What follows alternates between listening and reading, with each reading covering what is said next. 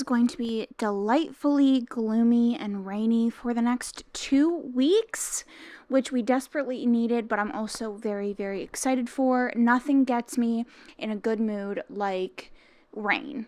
It's my favorite type of weather. I love it, especially in the fall, but I'll take a good summer rain as well. I'm very, very excited going into the rest of the week to be reading and enjoying all of my favorite things. That being said, let's talk about some books. Let's talk about some TV. Let's talk about some gorgeous, gorgeous parts of life that I don't want to lose or miss out on because I am thinking about the bad stuff. So, I have been going on a little bit of a library shopping spree within the past past month or so, as you will have seen. And what really happened was I just requested a ton of books that sounded very good from my library, and then they've slowly been trickling in all at once.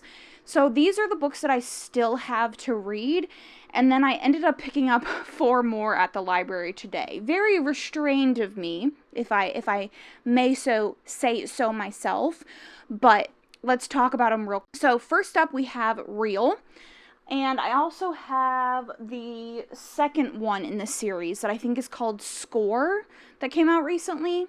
This is by my favorite romance author of all time, Kennedy Ryan. And I believe that both this one and the second one follow 2 different romances in the process of filming like a biopic about a famous jazz musician or something along those lines. I have not read a Kennedy Ryan in a long, long time. I have been wanting to pick up every single one of the trad published new releases that she's had over the years, but I just haven't found myself with the opportunity to read them. So I think I'm just going to do a whole weekend where I just read all of her books and cry on the inside and the outside because her books just make me sob like a little baby. So I did pick up the first one in that series. And then we have This Is How You Lose a Time War, which is the August pick for the Homebody Book Club over on our Discord. It is linked down below. We have our August, September, and October picks already picked out. It will be in a temporary server, no live shows, no time zones. You can share your thoughts as you read, or all in one day. Find all the rules and everything in the Discord server, again, linked down below. But this is our August pick. This is a fairly short one, and it is a sapphic romance. I think it's an epistolary novel, and it's about 2 women who may be on opposite sides of the time war, and they write letters to each other and stuff. So, excited for this one. I've been hearing good things about this for years and years, and I've picked it up from the library multiple times and just never really gave it a proper shot. So, I'm excited to read this with the book club. And if you are excited and you want to read this as well, go ahead and check out the Discord down in the description. In September, we will be reading Outlander. Again, something that's been on my TBR forever. And then we'll also be reading, in October, we'll be reading Rewitched, which I'm excited for. So, I got this. Next up, we have As Long as the Lemon Trees Grow. This is a YA historical fiction that centers around, she experiences something traumatic, suffers from PTSD, and starts to see a companion or something, and this is her struggles with this. I have heard absolutely fantastic things about this. And then the last book that I picked up at the library today was 1,000 Splendid Suns. Now, I read Kite Runner maybe 2 years ago, maybe last year possibly, and I had my gripes with the story itself. I really liked the beginning portion, but then the second half of the novel felt like a really cheap thriller. And when I went down to read reviews of people, some of them are quite negative, and some of the Own Voices reviewers and opinions on this author were not very kind. And they had some things to say, and I always like to take the opinions of Own Voices, especially about an author that's writing from a place that I have no information on. I've never been to Afghanistan, don't know what it's like. I have a very limited knowledge of its history, and so I like to lean on Own Voices reviewers, get an idea of the book itself. So there were very not kind opinions about that book. And so when I picked up 1,000 Splendid Suns, I decided that I was going to give it a shot, despite there being tons of reviews on this one as well, mirroring ones that were on the Kite Runner, that I would like to link down below if you are interested in reading some opinions about this book. So I'm going to read this as if it's just a fiction book with no, I don't know, like, I'm not going to necessarily take in anything that this author writes as, like, gospel truth. Not necessarily that I would, but I'm not going to let this author's writing sway my opinion about anything. Like, it is historical fiction, and I'm going in knowing it's historical fiction, but I'm also not gonna lean into some of the author's propaganda, if you will. Circumspect while I read this, but I do want to give it a shot. I have heard that it's very, very good, and I'm going in with very mixed expectations about it. And I'm just going to try to read it as a novel and see how I feel. And if I pick this up and I don't like it, and I have similar experiences as I did with the Kite Runner, I probably will not try to read any other books by that author. Then, let's talk about what I'm currently reading. I have been going on a DNFing spree that I would like to talk about in a moment, but I finally have found a book that I think I want to finish, like I'm actually gripped by, and that is Brigands and Bread Knives. This is the sequel to Legends and Lattes, and I didn't find this out until after I started reading it, but the prequel to Legends and Lattes actually involves the main character in this one. But this is essentially about the main character who moves to the same town that Legends and Lattes is set in to open a bookstore, and she's very unhappy with her life. She feels very stifled. Her life has not been what she wants it to be, but it makes her feel incredibly ungrateful to say so. She just doesn't know, like, that she feels like her life purpose was to be a bookseller, and, like, who is she without it? And then she gets really drunk one day and gets in the back of this adventurer's carriage who is hauling a orc or a goblin, perhaps, as a bounty, and they're on the cover, like the elf and then the orc or goblin, whatever goblin. They go on a little adventure together. I am 81 pages in, and I'm really liking this. I liked Legends and Lattes. I thought it was good. It was like my first real foray into cozy fantasy, and it was sweet, but it didn't have quite enough for me. Like, I know that some people go to cozy fantasy because they want to literally read 3 pages of a bag of tea steeping, but that's not necessarily my brand of cozy. Like, I like a little bit of something going on. So even though this isn't like crazy high stakes or crazy complex or anything, I'm enjoying this more than I did Legends and Lattes. Reading it very, very slowly. I've mostly just been picking it up at night because I have been quite busy over the past couple of days. Mostly because I was reading another book that I'm really, really, really unsure of, and I kind of need some, like, other opinions on. So a couple of months ago, maybe 4 or 5 months ago, I got the ebook of Cleopatra and Frankenstein. This is a literary fiction that I had heard amazing things about. I'm sure if you're anywhere on the book internet within the last 10 years, you've probably heard of this book. And I was excited about it because I had heard that it was like a romance, but it was like a toxic romance, not like an HEA romance genre type of story, but like a literary fiction with a toxic romance. And I finally decided to get around to it because after Good People, I have been desperate for like a good literary fiction for some reason. I've just been craving literary fiction recently, which is not a common experience for me. Regardless, I picked it up. I think I got 100 pages in, and the reading experience for me has been so strange. So to start off, this is, like I said, a literary fiction. It follows the marriage and I believe subsequent divorce of these two characters called Cleo and Frank. Cleopatra and Frankenstein is what they call each other. And it also follows some, like, peripheral characters in their life, and so we'll get a chapter of Cleo and Frank's relationship, and then we'll get like a chapter of someone else in their life, like a sister or a friend or whatever. The reason that it's so weird for me is because it's one of those books, and I saw several Goodreads reviewers comments on the same thing. When you first pick it up, you're like, oh, this is gonna be something. Like, this is gonna be good. It's gonna destroy me. It's gonna tear me apart. Like, this is gonna be so emotional. And then you get 100 pages in, and you feel no more connection to the characters than you did at the start. And you're getting these little snapshots of these people's lives, and some of the things that they're going through are like things that I would want worked out and want more time spent on, instead of this like very analytical, like bland and flat artsy type of writing where it's just like this happened, then this happened, then this happened, then this happened. Characters, you're not getting any insight into how the characters are feeling, how they're like processing things, how they're growing and changing. You're just like having an emotional reaction to it, if that makes sense.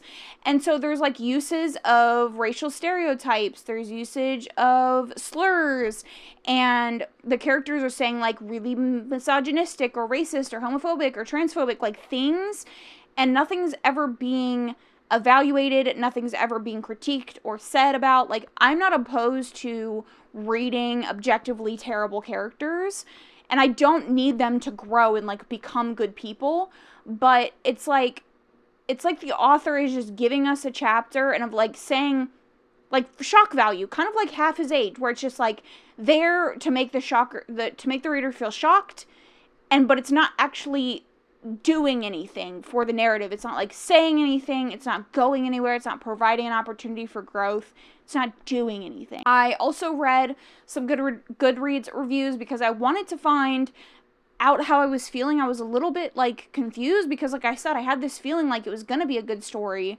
in the beginning. Like the first couple of chapters I was like, this is gonna be so good, like this is gonna be my next 5-star.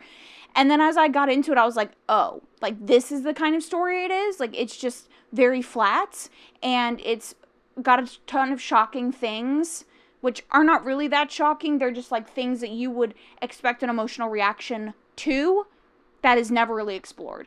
So I went to Goodreads, and a lot of people said similar things of like, this felt very literary for the sake of art rather than literary for the sake of exploring these characters' growth and identity and like actually having a character arc, which is important for me in a novel. So I don't know where I stand with this novel. For the moment, I've set it down. I don't know. The thing is like I can't stop thinking about it.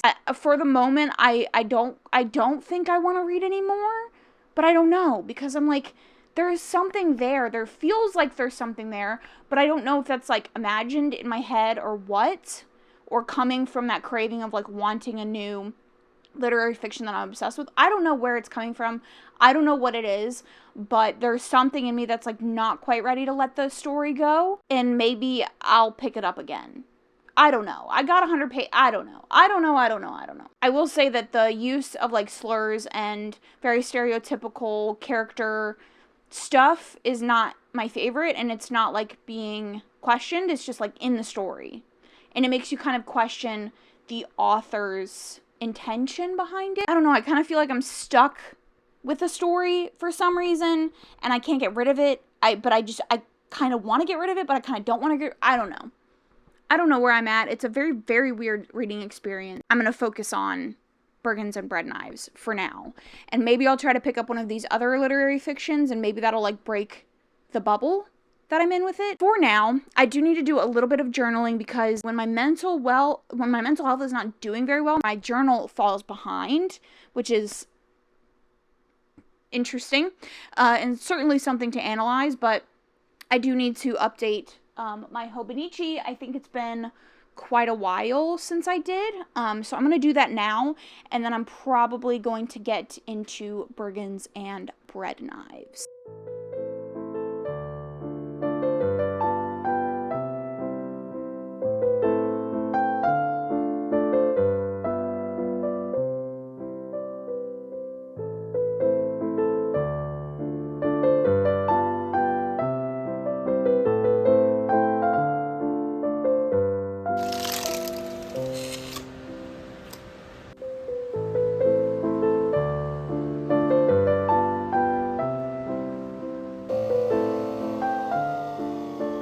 Alright, it is 8:44 on Thursday. My boss is allowing me to work from home today and tomorrow. Tomorrow because I need to pick up my mom from the airport, but today because I have therapy, but I also have not been doing super well up here. And so working from home. And I was doodling on it a little bit, and I think the perfect way to, my partner is working the entire weekend. He's been doing so much overtime recently, and that means that I've been alone a lot, and I think that's contributed a little bit to it. But I think another, again, like I did in my last vlog, the perfect way to distract myself is to read.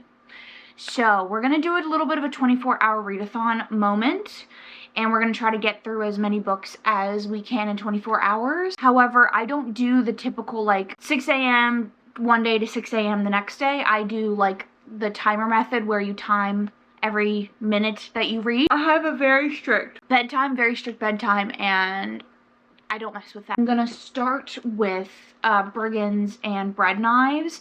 I'm over halfway through. I just have a couple, I have maybe like 100 pages left. But I think before we get into the reading challenge, I'm going to reorganize my bookshelves.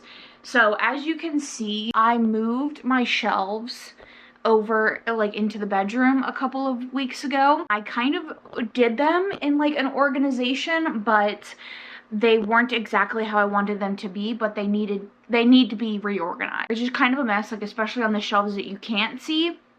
It's just kind of a mess, not everything's fitting, and there's no room for me to move books off my unread shelf onto my read shelf. So I want to do a little bit of reorganizing, and then we'll get into the 24-hour readathon part. So when I moved out the bookshelves from my office to the bedroom, I obviously had to I still had furniture in here that I wanted to keep, like the chair, the mirror, and all of that kind of stuff. There was not enough space for the bookshelves to fit, so I basically had to move the dresser up away from the wall, and it does kind of overlap with the bookshelves. This side is a little worse, but this side I use less obviously because the chair is here. So we have the chair, and then we also have the mirror and that little. So I do need to move the chair and stuff out of the way. I'm going to be moving all my black and white books to the bottom shelf.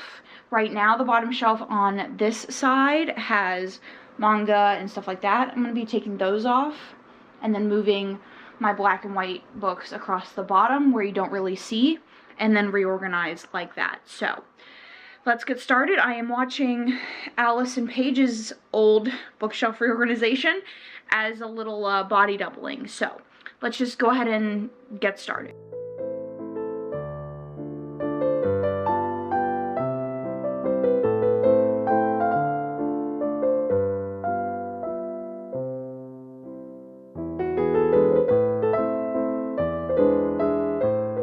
Okay, you're gonna have to just ignore the sound of the fans, but here's the situation. We have this huge gap between the ceiling and the top of the bookshelves, and also our curtain rod is very high. So what I'm thinking of is, rather than having like a manga graphic novel section at the bottom where you can't see, I could line them up top so it almost looks like we have shelves up there. I thought about just getting decor or using decor that I already had, but I'm wondering if this is maybe the solution, and then it gives me extra shelf space. So maybe we'll figure it out once all of the other shelves are on the shelf, all the other books are on the shelf. We'll figure it out and see if that works, but that's kind of what I'm thinking. I also want to make a favorite shelf, and I'm thinking of doing it. This is my TBR shelf right here, these 3 shelves, and then we get into the rainbow of red books. I like having the pink, but I think I want to put a favorite shelf right here that I can see and like be like where my chair is. It's just like right behind me, you know? So I'm considering doing that. We'll see, I guess.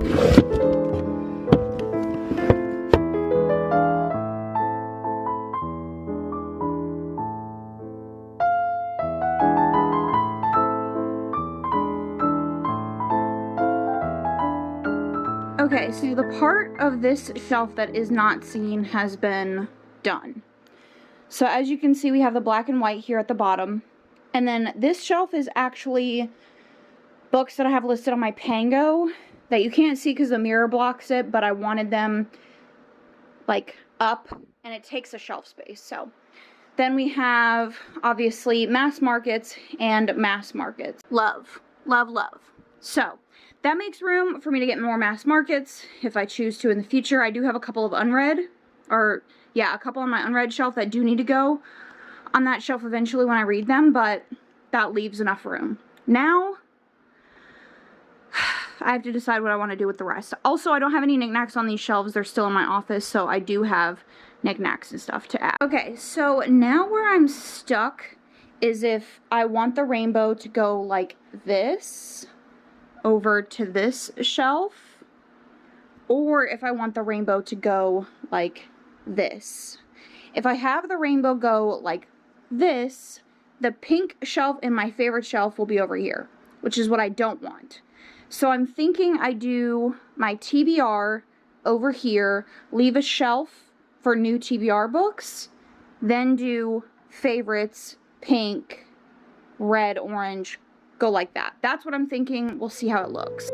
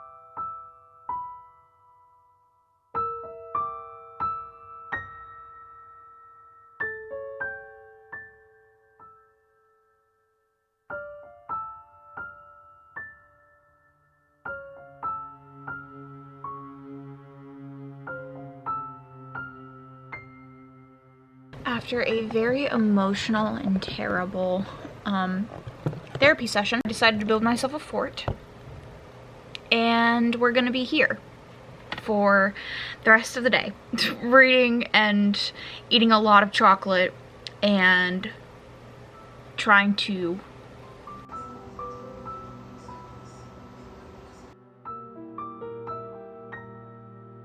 not enter an order in a matter not assigned to me, because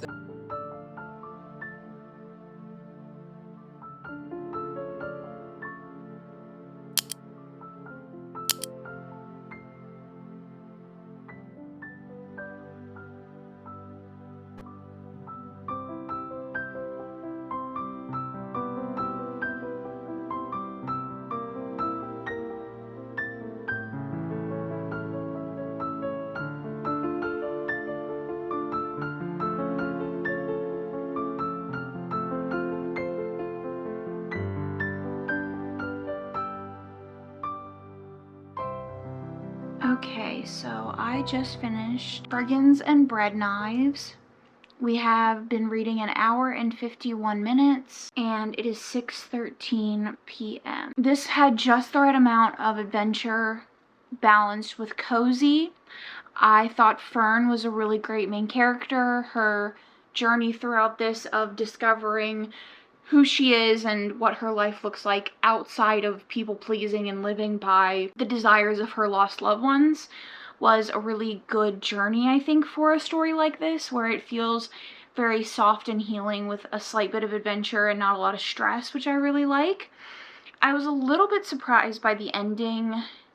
Not necessarily in a bad way, but not in a good way either. Like, I think I would have been okay with any way that the story ended, but this was not like a dream, if you know what I mean. Like, it's not my dream ending, but I'm not mad about it, and there isn't like an ending, I don't know. If you understand what I'm saying, like, I can't articulate it very well. That being said, in about 30 minutes, I need to start dinner, and then when my partner gets home at like 7:30, I'm gonna spend some time with him until I want to start reading again. We're gonna play some DVD, might play some more Kana. We're just gonna hang out. So I don't know what my next book is going to be. Let's just go ahead and make a TBR really quick. Okay, so right here we have my unread library books.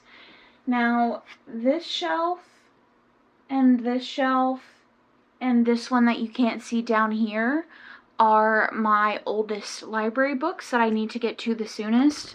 None of them are due like right this very moment, but I do need to be focusing on them. These 4 books are the ones that I am most interested in reading for the moment. So first up we have Sunburn.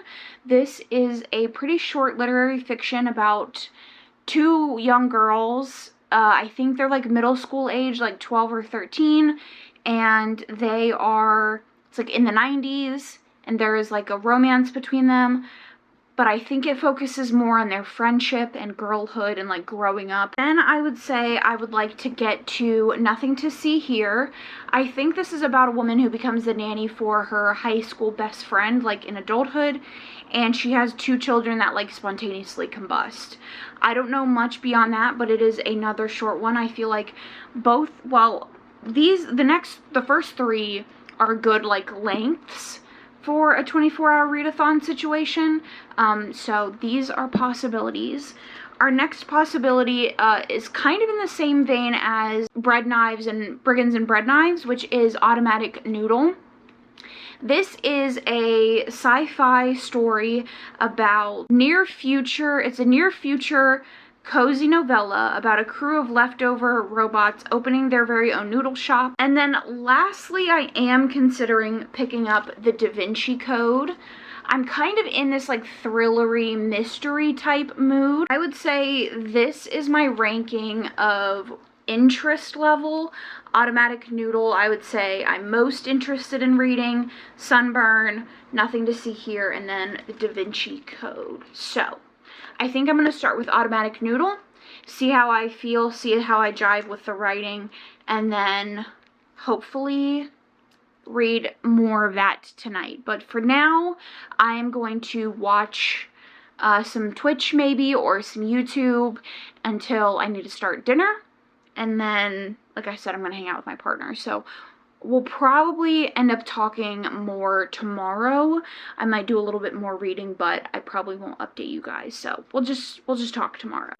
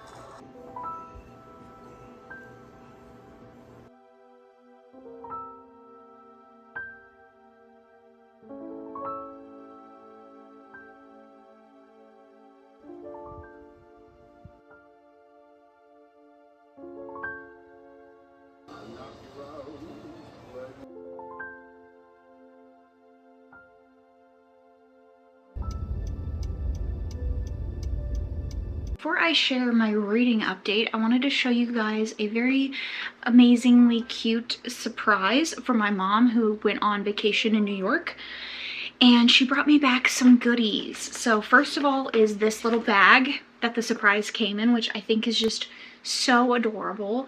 It reminds me of, and maybe it's just because I was watching it yesterday, but it reminds me of Over the Garden Wall, which I love. And then she visited the New York Public Library, and she got me this adorable little tote bag, which I will actually use to haul my library books around in. Very excited for that. And then the best part is I collect these ones that I have now are like this. And I have several of them that I really love, and her and I have like shared the little blind boxes throughout the years. and she visited a shop that does blind boxes for Skull Panda. That's what those are. And some sets that I don't have yet. So there's the first one, she got me 2, and they're just so perfect for my bookshelves. Specifically, I'm thinking this pink shelf right here. So first up is this beautiful girl that is just so lovely, and the attention to detail is fantastic. And then the other girl goes perfectly with each other. They match super well. So this is her.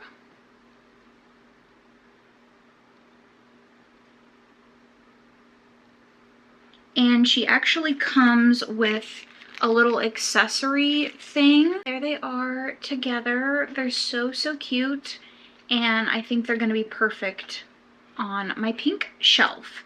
So I did grab the little knickknacks and stuff from my office that I had yet to put on my shelf, and I think I'm gonna put them up right now, starting with these 2.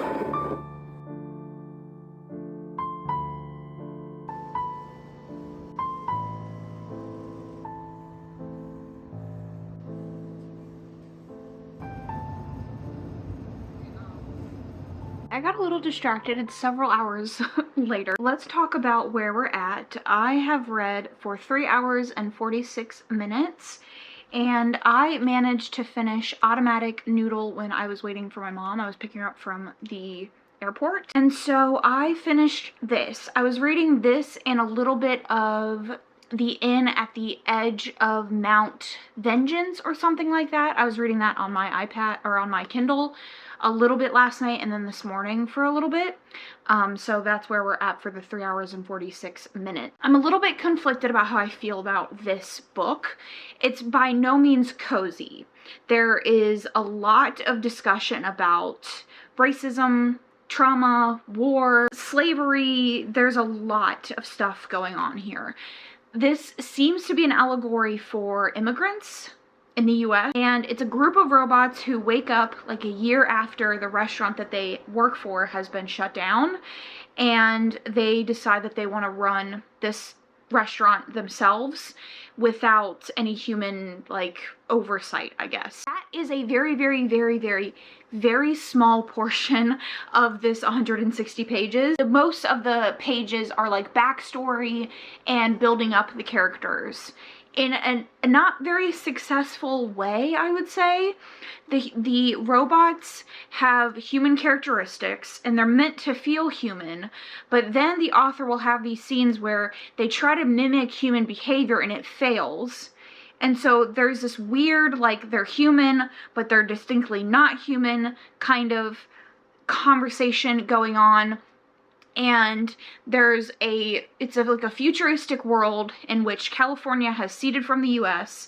There was a gigantic war for independence, and California made robots like citizens, but they can't vote, they can't own property or anything like that. It's a little bit weird that this book came out when it did, when there is such an outcry from the public about generative AI and AI taking people's jobs and the harm that AI can and will do to humanity going forward. And so to have the story so placed in the camp of like we should treat AI like humans is weird, because then the author has the stance of like, don't use my books for AI to like teach AI, but the entire book is about like viewing robots as humans, but the allegory is about looking at immigrants as humans. So I don't know, it's just a confusing, jumbled mess that I just don't know was executed very well. I think the allegory is good and the conversation could be good if the robots were not like this thing that could be so closely compared to AI in the way that it is now. So there's just some parts of this that really, really did not work. There are parts of it that I really enjoyed. I liked learning about the robots, even though they didn't necessarily feel fully fleshed out, either robot or human. Just a very confusing experience. It definitely was not bad, but it wasn't cozy, and I don't think that the point behind it was fully fleshed out. So now I'm gonna start Sunburn and try to read as much of this as I can.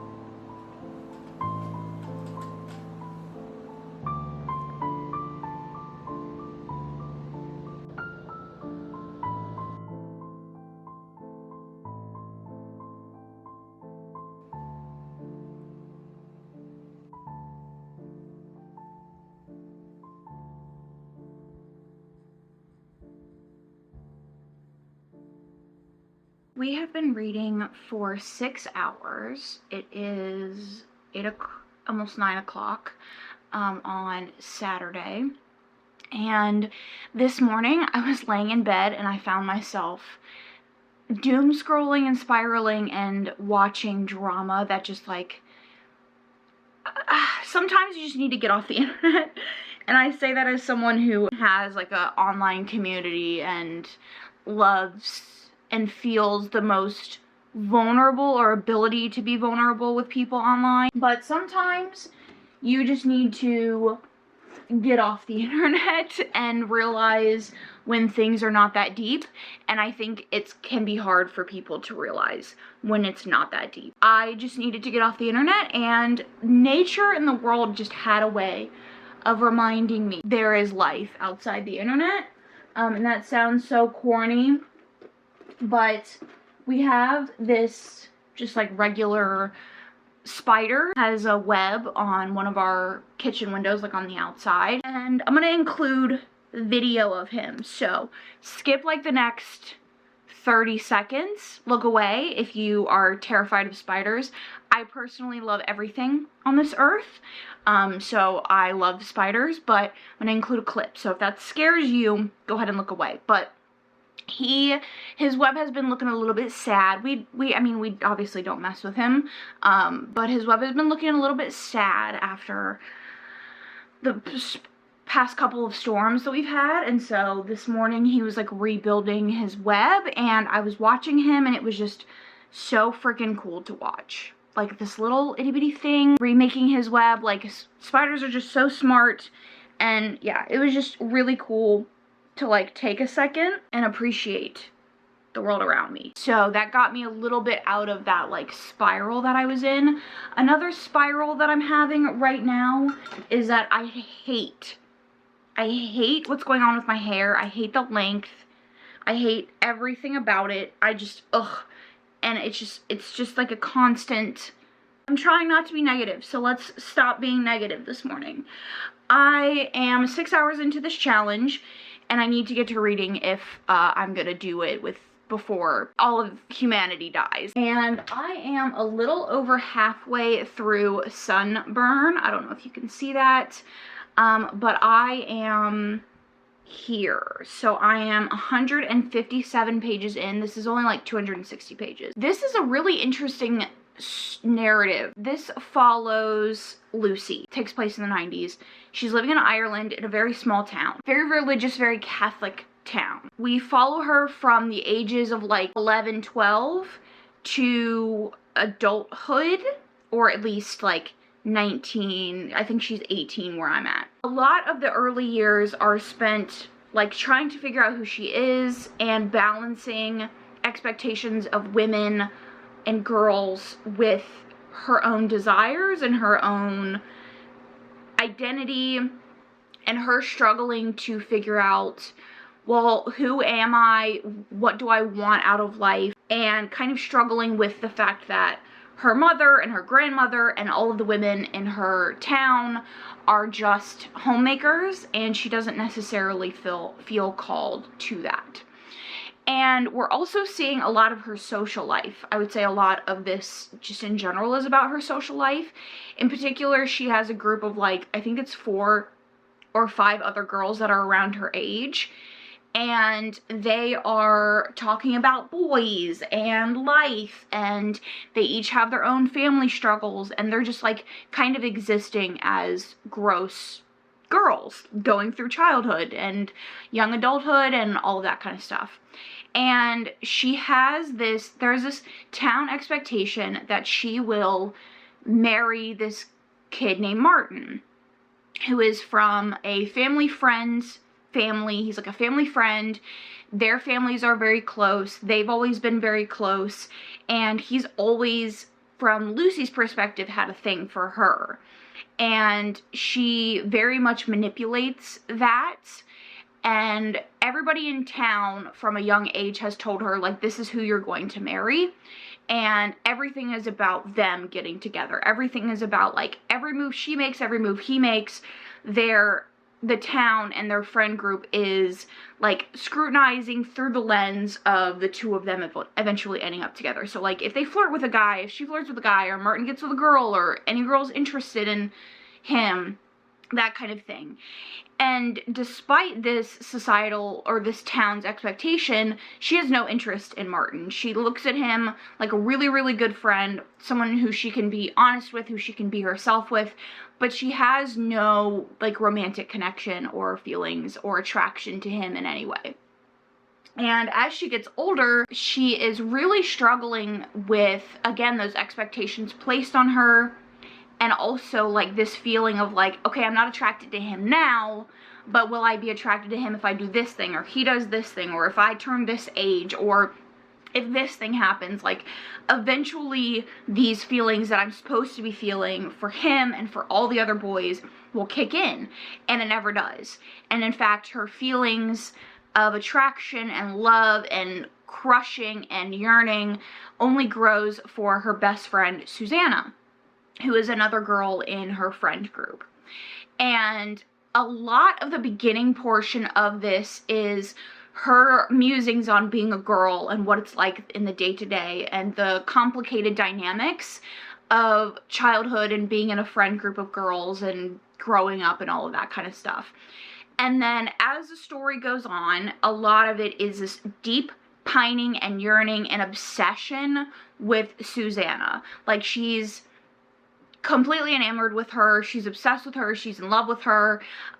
She notices the way that sunlight hits her hair, and she notices all of the mood shifts of Susanna, and, like, she just has this deep pining for Susanna in a way that she's never experienced, and we're, like, front and center for it. And the writing around that is truly, like, if you're a romance reader, like, this is gonna touch your heart in a way that is just so beautifully written. The pining, the yearning, the young love, the puppy love, the, like, way that young love and puppy love and attraction and at a young age completely subsumes all that you are. Like, you become completely obsessed with what the person is thinking, what they're doing, and who they're talking to, and, like, you just want to follow them around and be with them all of the time. That is so present here, to the point that it's almost, like, suffocating how obsessed and how in love with Susanna she is. And then halfway through, they do get together, and things kind of progress and fall apart from that point.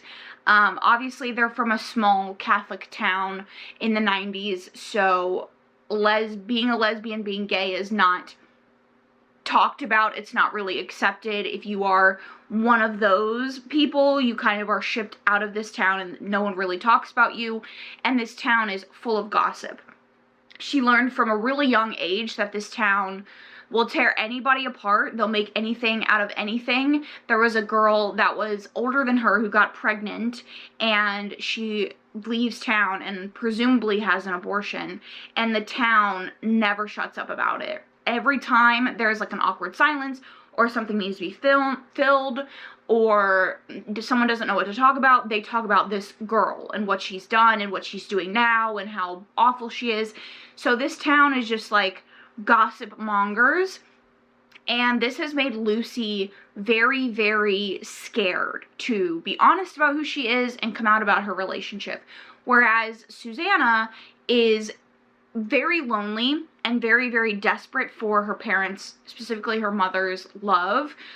She has very absentee parents, and she will do just about anything to get her mother's attention, and one of those is using the relationship between her and Lucy. Again, Lucy does not want to be out, and progressively, as the years go on, Susanna is kind of pushing her in that direction. And this is like reaching a fever pitch of stress for me, because Lucy is making some very tough, shitty decisions. And I saw a lot of reviewers complaining about Lucy and how much they don't like Lucy, but I find her character to be relatable in that I can understand all the decisions that she's making. Like, this desire to be known, but also to be loved, and to hide yourself so that you can have the approval of others and finally be loved and feel loved. Intensely relatable, and the decisions that she's making are so heartbreaking for everybody involved. And she's so self-centered, thinks everything is about her, and every conversation is about her. Everybody's looking at her in a way that is so aggressively childlike, in a way that is so aggressively like puberty, like pubescent mindset of, I remember being a kid and feeling like if I had a pimple on my face, like everybody's seeing it. Like that level of self-centeredness is definitely what we're experiencing with Lucy, and it's there throughout the entire story in a way that is, yes, insufferable, but also very realistic. So I would say that I'm really, really enjoying this. I imagine that this is going to wrap up in a way that is nice for, or that is good for the romantic relationship, but I don't necessarily know how everything else is going to resolve itself. I just have this feeling that they're going to end up together in the end, but I don't necessarily know that is true. So I'm going to get to reading. Like I said, I have quite a long ways to go to get to this 24-hour mark, and I do have a plethora of other books that I do want to read in this 24-hour span. So let's get to reading. Let's knock it out, and let's finish this book.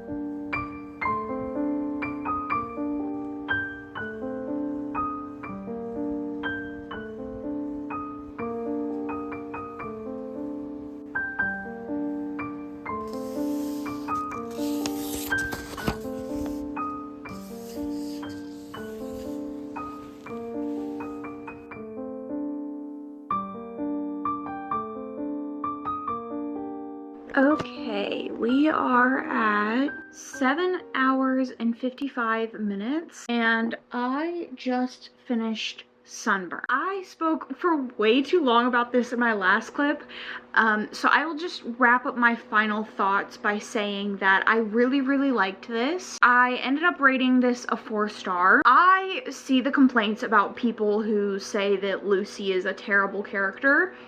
I do still stand by all of the things that I said before about it being understandable, because for being a child and the circumstances in which she was living, all of that is understandable. However, once she becomes like an adult and she starts doing some like really traumatic, like heinous shit to people that have just loved her and give her unconditional love, is really tough to read. Obviously, all of the things that she was dealing with in childhood and all of those traumas and all of those little ways in which the people that were supposed to love her didn't show up for her in the ways that they should have, those still existed, and they weren't something that, like, at 18 or 19, she doesn't become an adult and then just, like, magically gets over that kind of stuff.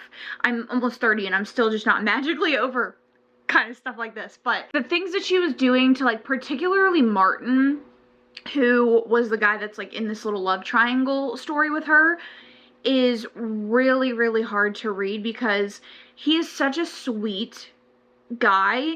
And to some extent, I do feel like there is a part of him that sees Lucy as who he wants her to be in some ways, but he's also forced into the same kind of mold that she's been forced into, and he does love her and he does want to be with her. Also suffered from his family and the village and everybody forcing him into being a certain sort of person. So I don't know, it was really hard to read that last, like, portion of her doing the things that she was doing to him. I loved the story overall. Such a good, like, emotional story. There were so many points in the reading experience where I was like, my chest was tightening.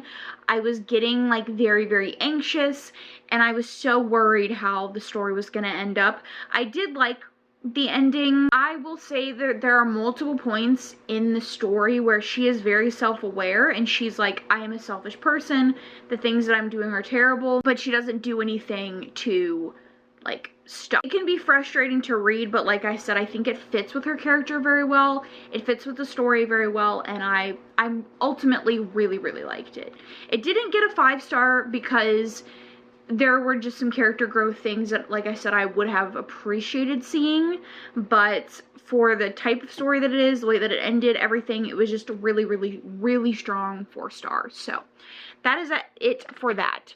That is my 3rd book down, so I think I'm going to move on to Nothing to See Here. Debating between these two. The only reason I'm considering this is because I have been reading so many literary fictions recently that I think I want something kind of fun. Now, I think I'm gonna watch a little bit of Riverdale, get just a little smidge of a break from reading, and then we'll figure out which one we're gonna read next.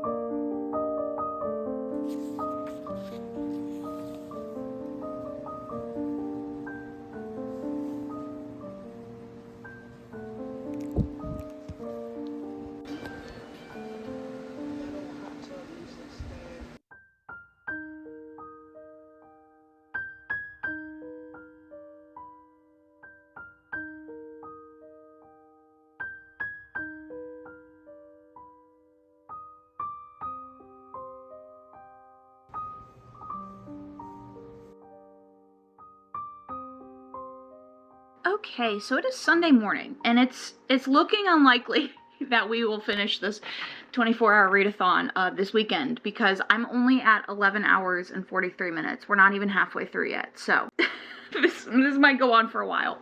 That being said, at 11, like 15-ish, I did finish Nothing to See Here.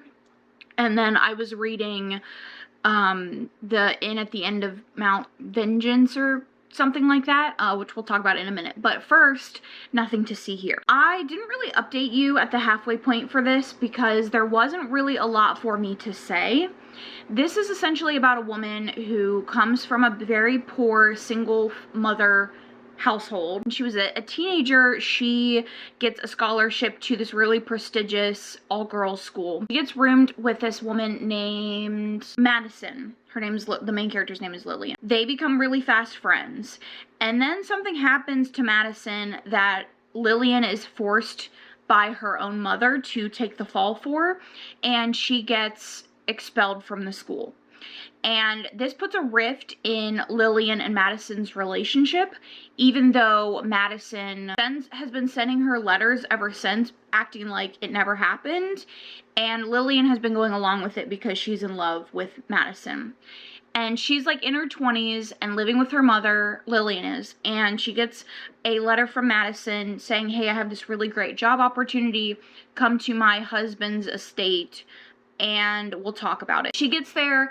Madison is married to this really wealthy senator who has gone through several wives, has several kids. Madison's basically like, he's trying to run for Secretary of State and he needs to have a really good like reputation in the press, but he has these 2 children from his previous wife who spontaneously combust when they get very emotional. And they've been for the last year with their abusive mother. Their mother died and now they're left in the care of us, but because of what's going on with them, like we don't want them out in public, so we need you for like at least a year until he can get this position to take care of them, keep them out of sight, but also like try to rehabilitate them basically. She takes the job and she becomes really close with the kids. The kids are just like deeply traumatized, failed by all of the adults in their life. All of the people that were supposed to take care of them have failed them in some way or another. They find this kind of found family dynamic amongst the 3 of them, Lillian and the 2 kids. And I really liked the found family aspect of this. I really liked emotional intelligence, but also like the ways in which families can fail children. And I don't know, I just found that the relationship between this woman who had been failed by everybody, all of her parents, taking care of these children and teaching them a better way, I found that to be really heartwarming. And it is quite funny, not in like a laugh out loud way, but it is very humorous storytelling, even though it's dealing with emotional topics. My one complaint about this and why this was like a 3.5 rounded up to a 4 was because I didn't feel like it was quite as deep as I wanted. The book itself, I think, only takes place over a couple of weeks, and I would have liked a little bit of a deeper dive into the emotional state of the children and seeing that healing process. I feel like it was just because it's such a short book, I don't feel like the emotional punch was as strong as I wanted it to be, but the bones of the story was really, really good. And then I think to end this readathon, I want to read some romance, so I'm gonna pick up Before I Let Go and This Could Be Us by Kennedy Ryan. They're both quite chunky and they're both emotional romances. I have these 2, and then I also have 2 from her other newer like Renaissance series, but I want to start with these. So I think the first one in this series is Before I Let Go, and I think this is kind of like a second chance marriage in trouble romance, which I absolutely love. And I'm gonna start with this one. So I'm excited for this. I really want to cry. I really want to be deeply moved and feel deeply connected to some characters. So I'm excited to pick up this. And I'm hoping that this is like everything that I want out of a second chance. So let's start with this one and let's see how much we can get done today. Off of the story of the last one. You needed that.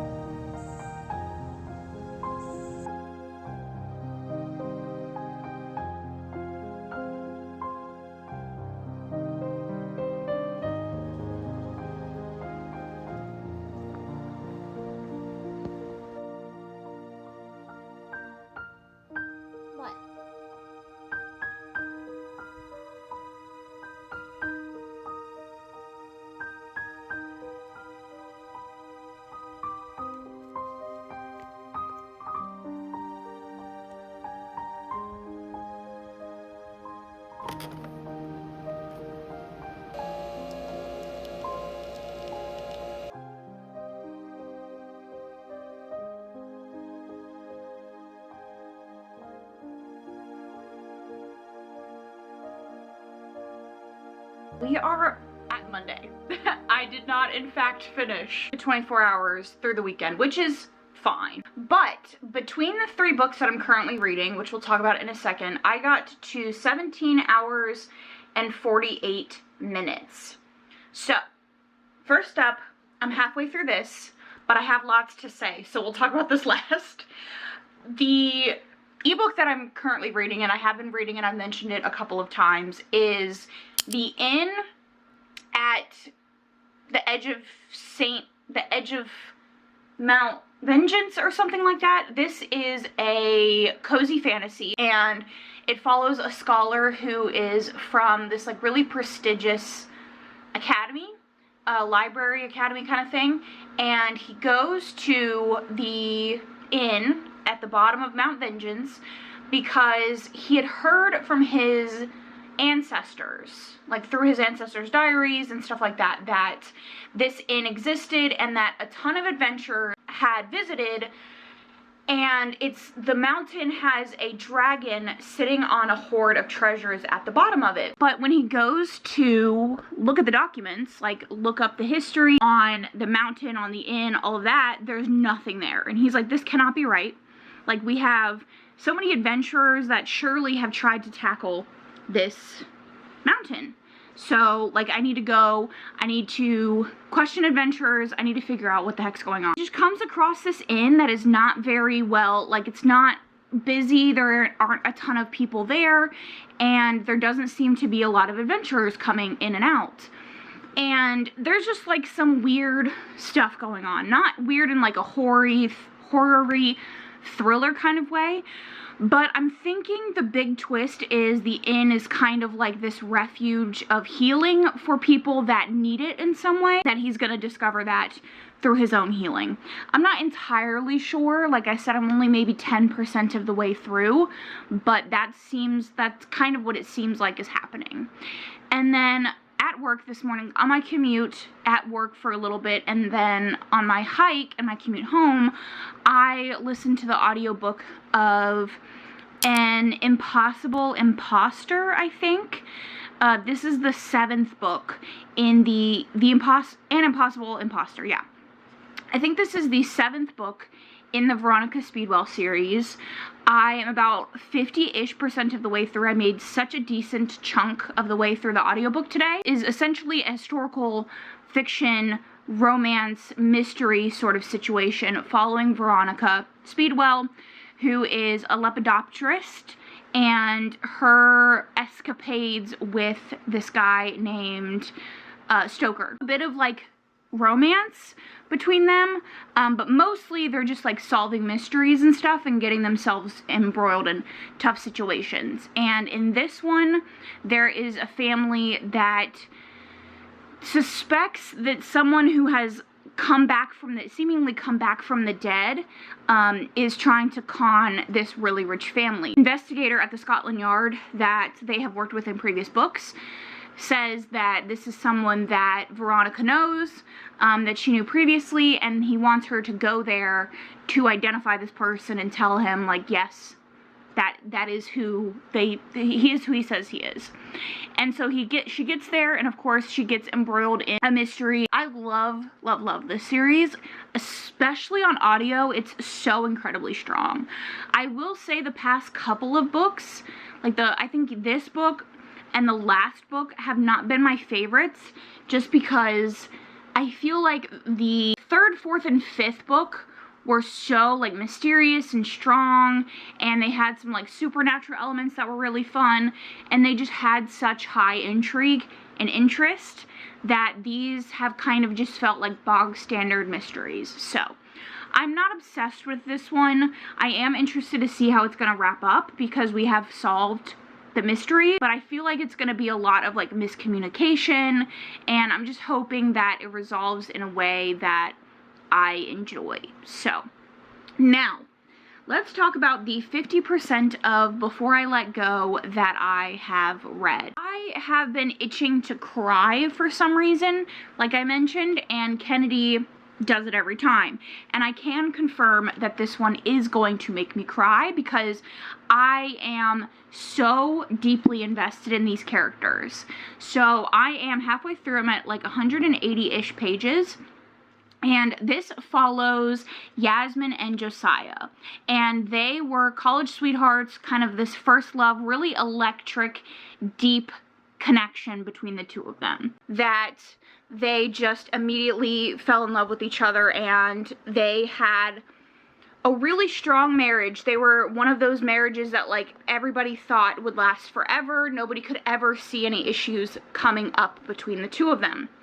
They have 2 kids. Something really heartbreaking happens to their family. It completely shatters their marriage in a really relatable and emotional way. Like, it's something that a lot of families, a lot of couples deal with. The ways that they didn't show up for each other or didn't see each other while this thing was going on, I think are so common and cause a lot of families to break up, or cause a lot of couples to break up in the aftermath of this thing, because it's deeply traumatic, deeply emotional. Kennedy Ryan's writing, to me, one of my favorite romance series of all time is the Grip trilogy by Kennedy Ryan.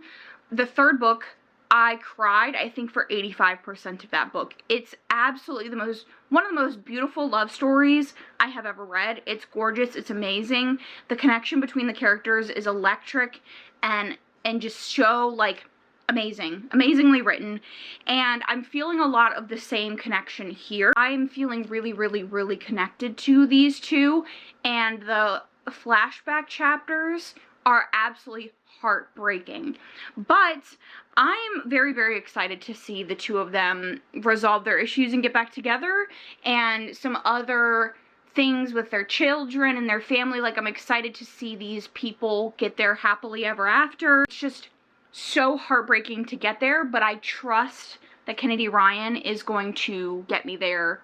I trust her. Like, I know that it's going to be heartbreaking, it's going to be hard, but I know at the end that these characters are going to have the healing and the growth that they need to get to that HEA in a believable way. So it is deeply, deeply emotional. I absolutely devoured this. I just sat down and I completely forgot about time, about anything else in existence.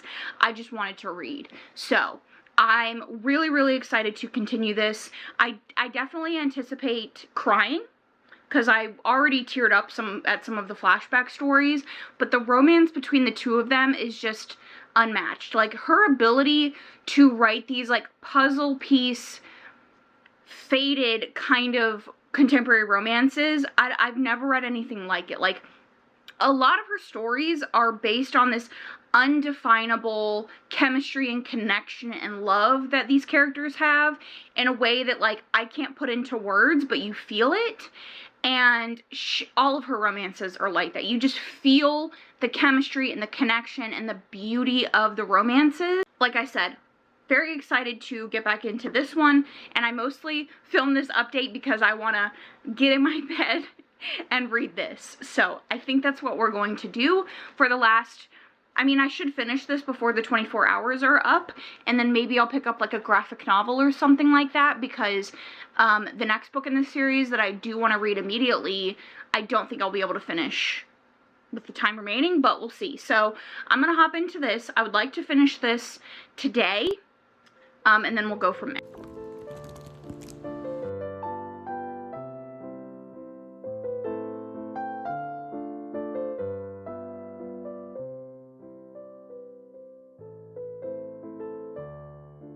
We are at 22 hours and 59 minutes. Quite an update from when we last talked, and that's mostly because of an imposter. I am now 73% of the way through this. Like I said, I've been reading it, listening to it on my commutes and my hikes and stuff like that, so I've been making my way through it. And then I also, of course, finished Before I Let Go and read a little bit of the In It Mount whatever. First up, let's talk about Before I Let Go. As I mentioned in my previous clip, This was so, so, so good. I loved the romance. I loved the way that this resolved. If I had to nitpick, I would have liked just a couple more scenes of them like building their current relationship as opposed to just having sex, because at one point they do enter into this like exes with benefits sort of situation, and so a lot of the scenes that we have after that are them having sex, and I would have just liked maybe one or two less of those scenes and more, maybe they go on like a secret date or something along those lines of like just reconnecting in that way. But like I said, I just feel the intense chemistry and love between her characters regardless of whether we have a lot of like on-page connection, if that makes sense. Like, there's just something inherent about her romances that I just don't know how to explain, and I tend not to like in a romance. Like, I don't like romances that are very sex heavy, or not to say that this is sex heavy, like all of the emotions and everything are there. I just mean like when romances are built off of this perceived or imagined love, soulmate kind of feeling, I tend to not like it. But with Kennedy Ryan, like, she just does it so incredibly well in a way that you can just feel, like you just believe it because of the way that she writes. So it works for me. So this is more like a 4.5, 4.75, but I'm gonna round it up to a 5. Like, I already marked it as a 5-star on my Goodreads. I have seen reviews that in this one it's less to do with the romance and more to do with the main character's journey, which I'm not opposed to because I read one of the books in the Hoops series, and I gave it 5 stars, even though I didn't find the romance to be particularly strong. It was more about the main character's journey. So regardless, I'm very excited to get to this, but I don't think I'm going to do that in this video. Like I said, I am 70-ish% of the way through the Imposter. I have 3 hours and 23 minutes left, and I listen at 2 times speed, so I should be able to finish the audiobook for this with only 30 minutes left of this challenge, and then I think we'll probably read like a manga or a graphic novel or something like that. I have a graphic novel that has been sitting on my TBR that I've been wanting to get to for a while, and I just haven't had the opportunity to pick it up. So I think we're gonna read that in the last 30 minutes, but for now I want to do some Libby digital library shopping for some historical romances, and then I have some like video stuff that I can do while I listen to the audiobook. So we're gonna go ahead and get back into the audiobook and wrap up this reading challenge.